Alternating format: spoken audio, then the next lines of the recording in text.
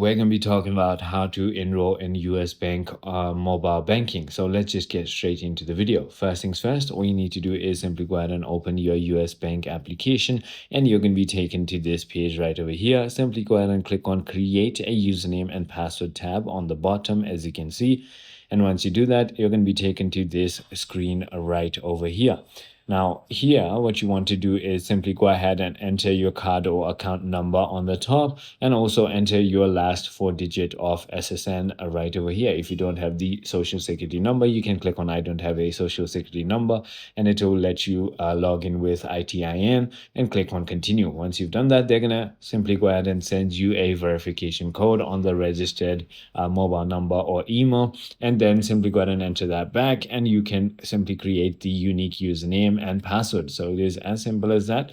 I hope this video clarified everything for you. If it did, hit that like button, and I'll see you on the next one.